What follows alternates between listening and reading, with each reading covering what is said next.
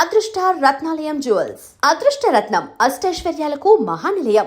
మీరు చిన్నప్పటి నుంచి చిరంజీవి గారి సినిమాలు చూసి ఏలలేసే బ్యాచ్ అనుకుంటాను నేను. అవును. అలాంటిది మొట్టమొదటి అసలు చిరంజీవి గారి దగ్గరికి వెళ్ళినప్పుడు what is your first feeling? అంటే దానికి ముందు నేను చిరంజీవి గారిని కలిసానండి చాలాసార్లు. ఓహో ఓహో. అండ్ లాంగ్ బ్యాక్ ఎప్పటి నుంచి, ఎందుకంటే చరణ్తో పాటు నేను ఒకే స్కూల్ అండ్ కాలేజ్. చరణ్ నా క్లాస్మేట్ నాకు. ఓకే. సో అలాగా అండ్ అల్లు శిరీష్, చరణ్, రాణా అందరూ మేము బ్యాచ్ మేట్స్ మేడం. ఓకే. అలా నేను చిరంజీవి గారి ఇంటికి వెళ్ళేవాడిని నేను. ఓహో. సో అలా చూసి, అంటే డాడీ వీళ్ళందరూ ఉంది కాబట్టి అవును, అలా నాకు పరిచయం నాకు. ఓకే. ఆ తర్వాత మధ్యలో ఒక 10 days 15 days ఓ సినిమాకి కూడా పనిచేశాను. ఆయన సినిమాకి నేను ఏ సినిమాకి? శంకర్దాదా ఎంబీబీఎస్కి అప్రెంటిస్కి వెళ్ళా. ఓకే. సో అలా కూడా నాకు ఆయన పరిచయం అన్నమాట. ఓకే. సో నిన్ను చూసి కొత్తగా ఫీల్ అయ్యేది ఏం లేదు ఆయన?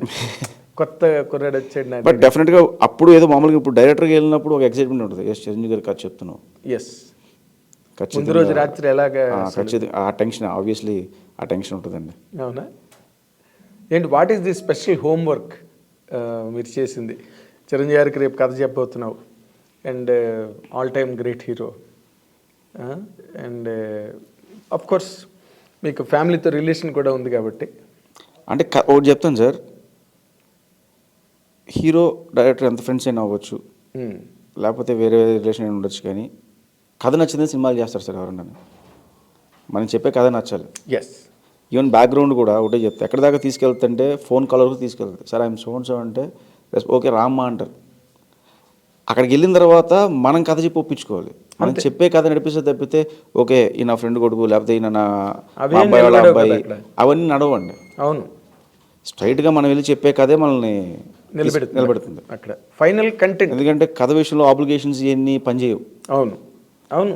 కథ కంటెంట్ స్పీక్స్ అంతే. ఇప్పుడు ఆయన కథ నచ్చింది కాబట్టి మెటీరియలైజ్ అయిందండి. నచ్చకపోతే అవును వేరే కథ చూసి వేరే వెళ్ళాలి మళ్ళీ. అవును, కరెక్ట్ కదా. ఇప్పుడు ఎవరైనా కూడా కంటెంట్ బాగుందంటే ఎప్రిషియేట్ చేస్తారు, వెంటనే ముందుకు వస్తారు ప్రాజెక్ట్ చేయడానికి.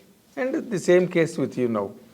చిరంజీవి గారికి ఆ కథ అంత బాగా నచ్చబట్టి కదా ఇమీడియట్గా ప్రాజెక్ట్ అనౌన్స్ అయింది. చాలా ఫాస్ట్గా అయింది. చాలా ఫాస్ట్గా అయింది. మేము చూస్తున్నాం కదా.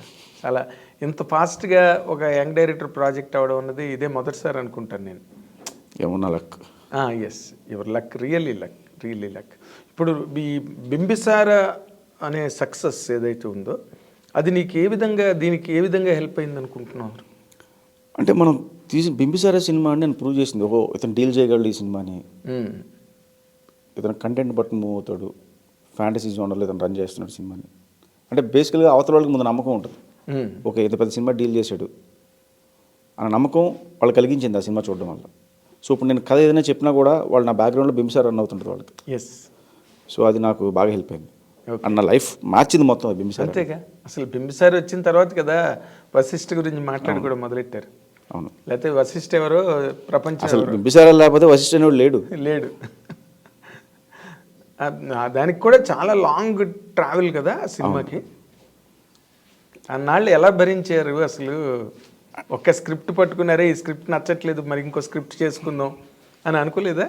అంటే సార్ భరించాడు, ఓపిక పట్టాడు, ఇలాంటివి మాట్లాడతారు సార్. అవన్నీ కరెక్ట్ కాదు. ఓకే. ఇప్పుడు ఏ పనికైనా మొదలుపెట్టిన తర్వాత ఓ టైం పడుతుంది. ఆ టైం రావాలి.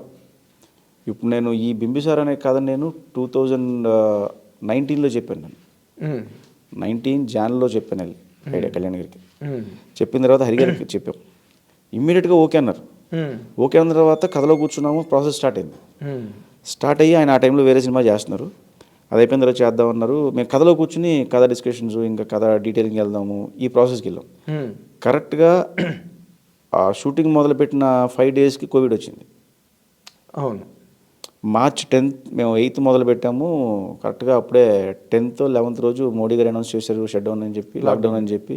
కరెక్ట్గా 15th మూసారు. 5 days షూట్ చేసాం. ఆ బింబిసార్లో దర్బార్ సీక్వెన్స్ ఏదైతే ఉందో ముసలి మీద నడిచి వెళ్ళేది, ఫస్ట్ పెట్టడమే ఆ సీక్వెన్స్ పెట్టారు. ఓకే. అది షూట్ దర్బార్ సీక్వెన్స్ ఫినిష్ చేసాము, లాక్డౌన్ అన్నారు. ఇంకా అక్కడ నుంచి మనకు రకరకాల థాట్స్, మన సినిమా ఉండదా ఓటీటీలు వచ్చినాయి, థియేటర్ జనం రారు, ఇలాంటివన్నీ ఏంట్రా కరెక్ట్ నానా కష్టాలు పడి డైరెక్టర్ అయిన తర్వాత ఈ కష్టాలు ఏంటి, అసలు ప్రపంచం ఆగిపోయేలా ఉంది, అవును అసలు ప్రపంచంలో మన సినిమా తీస్తాం చూపించగలవా, ఇలాంటి డౌట్స్ అని రజనీ. కానీ బట్ గట్స్ అనేవి ప్రొడ్యూసర్ హరి గారి కంటే ఆయన నమ్మకం. ఆయనకి చాలామంది చెప్పారు ఎందుకు ఆపేయండి, ఎక్కడితో అయిపోయింది, ఎవరు చూడరు, 5 రోజులు ఓటీటీలు వేసేయాలి, థియేటర్లకు ఎవరు రారు అని చెప్పినా కూడా ఆయన కళ్యాణ్ రామ్ గారు చాలా స్ట్రాంగ్గా నిలబడ్డారు. ద డే 1 కథను ఎలా నమ్మారో దట్ డే లాస్ట్ డే వరకు కూడా అదే నమ్మకం మీద ఉన్నారు. అసలు అలాంటి కథని ఊహించి అలాంటి కథని తెరకెక్కించడానికి మీకు హెల్ప్ అయిన పాయింట్లు ఏంటండి? నేను బింసార్ నేను చూశాను. It's quite a different film, different plotting, different take off. ప్రతి దానిలోనే ఒక డిఫరెన్స్ కనిపిస్తుంది ఆ సినిమాలో టోటల్గా. దానికి ఏంటి అసలు? What is your inspiration for that? అంటే ఇన్స్పిరేషన్ అంటే యాక్చువల్ కథ నేను ఫస్ట్ చేద్దాం అనుకున్నప్పుడు నాది ఒక చిన్న ఐడియా ఉండేది. మనకు చిన్నప్పటి నుంచి చాలా పాత సినిమా, నేను ఎక్కువ బేసికల్గా పాత రామారావు గారి సినిమాలు అని బాగా చూస్తాను, విట్లాచారి గారి సినిమాలు ఇవన్నీ ఎక్కువ చూస్తాను. మ్యాజికల్ మిర్రర్, మాయాదర్పణం అంటాం కదా. అవును, మాయాదర్పణం దానికి చాలా అట్లు చూశాను నేను, విన్నాను. Okay, what if magical mirror నుంచి ఇటు నుంచి అటు వచ్చేస్తే ఎలా ఉంటుంది అని ఒక ఐడియా. అది అలా జనరేట్ అయిన ఐడియా. ఓకే, అయ్యి సరే ఎక్కడి నుంచి ఎక్కడికి తీసుకెళ్దాం అన్నప్పుడు వేరే ప్రపంచం నుంచి వేరే పాస్ట్ నుంచి ప్రజెంట్ తీసుకొద్దాం ఆ ఐడియాతో మొదలయ్యి ప్యారల్ వరల్డ్ చేస్తే ఎలా ఉంటుంది మళ్ళీ డిస్కషన్లో వచ్చినప్పుడు.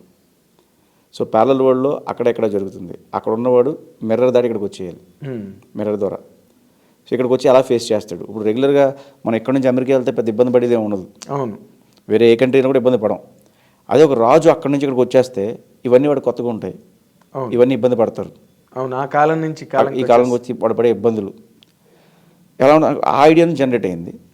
ఆ తర్వాత నాకు మీరు ఆ ఇంటర్వల్ సీక్వెన్స్ గుర్తుండుంటే, అవును, బింబిసారుడు విగ్రహానికి వాళ్ళ ఫ్యామిలీ మెంబర్స్ దండలేస్తారు. అవును, అది బేసిక్ ఇన్స్పిరేషన్ నాకు. మన ఇక్కడ టీఆర్ఎస్ ఆఫీస్ పక్కన ఒక స్టాచ్యూ ఉంటుందండి, మహావీర్ జైన్ అని. అవును, చాలా మంది అని ఛత్రపతి శివాజీ స్టాచ్యూ అనుకుంటారు, కాదు. అవును, ఆ స్టాచ్యూ దగ్గర ఒకసారి నేను సిగ్నల్ అక్కడ ఆగినప్పుడు చాలామంది ఉన్నారు, నార్త్ నుంచి చాలామంది ఉన్నారు, దండలేస్తున్నారు, చేస్తున్నారు, పూజ చేస్తున్నారు. ఏంట్రా బాబు ఇక్కడ ఏంటి అయింది అని చూస్తే ఆ రోజు ఆయన జయంతి అంట. వాళ్ళంతా కూడా వాళ్ళ వారసులు. సో వాళ్ళ వారసులు వచ్చి ఆయన జయంతి రోజు సెలబ్రేట్ చేస్తున్నారు అక్కడ విగ్రహం ప్రతిష్ఠ చేసి. అది నాకు ఇన్స్పైరింగ్ అనిపించి, ఓకే వాట్ ఇఫ్ బింబిసారుడు ఫ్యామిలీ ఉండి వాళ్ళ వారసులు ఇక్కడ ఉంటే ఆ వారసులను అతను చూసుకుంటే ఎలా ఉంటుంది అని ఐడియా వచ్చింది. సో ఆ విగ్రహం నుంచి వచ్చింది అనమాట. అవును, టీఆర్ఎస్ పార్టీ దగ్గర ఉన్న విగ్రహం. అవును. And for more videos, please subscribe to iDream. Please subscribe to iDream. Please subscribe iDream. And please subscribe to iDream. For more videos, subscribe to iDream. please like, share and subscribe to the channel. Congratulations, iDream. Subscribe to iDream. Subscribe to iDream. So subscribe to iDream Media. iDream ki iDream team andarki huge congratulations. Please subscribe iDream Media. Please subscribe to iDream. Subscribe iDream. Please subscribe to iDream. iDream అంటే నా కళల ఛానల్ను subscribe చేసుకున్న నోరు తిరుగుతలేదు, మీరైతే గంట గుర్తు కొట్టండి. For more such videos, please subscribe to iDream. Subscribe to iDream. Please subscribe to iDream. Please subscribe iDream Media. Please do subscribe to iDream. Please subscribe to iDream Media. For best entertainment and information, please subscribe iDream. And don't forget to subscribe to iDream.